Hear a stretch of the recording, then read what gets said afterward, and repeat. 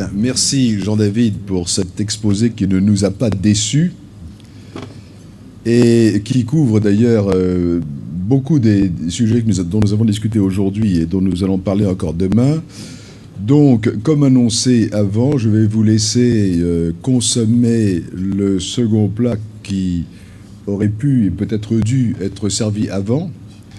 J'espère qu'il ne va pas être froid, parce que sinon tout le monde va me tomber dessus. Mais enfin, j'assume. Et après le second plat, eh bien, nous aurons une séance de questions-réponses. Je voudrais simplement préciser que Jean-David Lévite... Alors, Jean-David, il faut que tu écoutes ce que je vais dire pour être sûr que je ne trahis pas ce que tu m'as dit. Donc, Jean-David Lévite est prêt à répondre à toutes les questions, de quelque nature qu'elles soient, c'est-à-dire qu'elles non nécessairement strictement liées à la question de la gouvernance. Donc, pendant le second plat, vous pouvez réfléchir aux questions que vous souhaitez poser. Bon appétit. Who shoots first? Première question. Attendez. Qui pose la première question? Vous allez voir. Allez, Dominique Moisy. On va voir. Ensuite, tout le monde va poser les questions en même temps. Voilà. Je vais remplir un vide, puisqu'il faut lancer le débat. Non, ça ne fonctionne pas. Si. Ça fonctionne. Je vais citer Jean-David Lévite. Voir loin, voir haut, avoir de grandes ambitions. Est-ce qu'il doit y avoir une adéquation entre le message et le messager? Et dans ce contexte, qui, aujourd'hui, est selon toi le plus à même d'incarner ce voir loin et voir haut dans les fonctions de vice-président et de président de l'Union européenne? Une question facile. Alors, merci Dominique de cette question piège. Et comme c'est on, je vais vous sortir une langue de bois en tech millénaire. Plutôt que des noms, je vais décrire le profil de la fonction du président stable du Conseil européen. En réalité, nous avons un débat au sein de l'Europe. Il y a deux conceptions qui s'affrontent, ou en tout cas qui nous divisent. La première vision de ce rôle, c'est ce qu'on appelle en anglais « chairman », que je traduirais en français par facilitateur.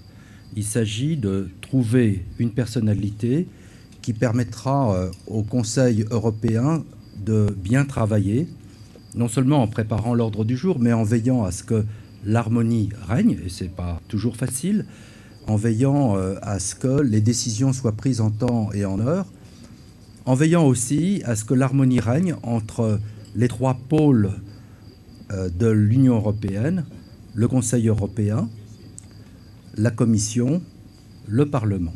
C'est la première conception. La deuxième conception est celle que je décrivais comme le visage et la voix de l'Union européenne à travers le monde. Et là, c'est une vision très différente. C'est une vision qui tranche avec nos traditions, qui est en rupture parce que en Europe, pourquoi faire simple quand on peut faire compliqué? Il faut savoir que nous gardons la présidence tournante. Donc le rôle du président devra d'abord être de cohabiter avec la présidence tournante, qui naturellement voudra occuper toute sa place. Quelle place? Il faudra une période de rodage. Je dirais que pour la France, nous souhaitons une personnalité qui cumule les deux rôles. Il nous faut naturellement quelqu'un qui puisse permettre au Conseil européen de travailler efficacement, avec ambition, en portant haut le message de l'Europe sur la scène internationale. C'est la deuxième vocation. Nous aimerions trouver cet oiseau rare. Et comme vous le savez, dans la mesure où nous sommes un ensemble démocratique et où nous devons atteindre un consensus, il faudra trouver une personnalité qui permette de réconcilier ces deux fonctions. Pour le choix du ministre des Affaires étrangères, c'est-à-dire le haut représentant, la réflexion est différente. Nous souhaitons quelqu'un qui puisse vraiment être le ministre des Affaires étrangères de l'Europe. Il n'y a pas de débat là-dessus. Donc le calcul est l'équilibre politique, parce que le haut représentant sera une chauve-souris, c'est-à-dire qu'il appartiendra à la fois au Conseil, il présidera le Conseil Affaires étrangères en permanence, mais il sera en même temps vice-président de la Commission. Or, la Commission doit passer et être approuvée par une majorité absolue du Parlement européen. Donc, il faut que les partis qui composent la majorité du Parlement européen se retrouvent dans les choix que nous faisons. La majorité est PPE, Parti populaire, mais elle fait alliance avec les socialistes. Le président Barroso est PPE. Il nous faut donc, sans doute, ce n'est pas obligatoire, mais ça peut aider au Parlement européen, trouver un ministre des Affaires étrangères plutôt de la famille socialiste. Donc voilà, Dominique, ma réponse à tes questions. Et je ne pourrais décemment pas aller au-delà. Voilà qui est déjà très précis. Alors maintenant, je vais... Alors, monsieur Otabé, qui est collègue, etc. Ensuite, je passerai la parole au roi de Catalogne. Au roi de la Catalogne, on peut dire, ouais. Mais non, pas tout de suite. Attendez. D'abord le Japon, ensuite la Catalogne, et ensuite on continue. Oui, j'en parle.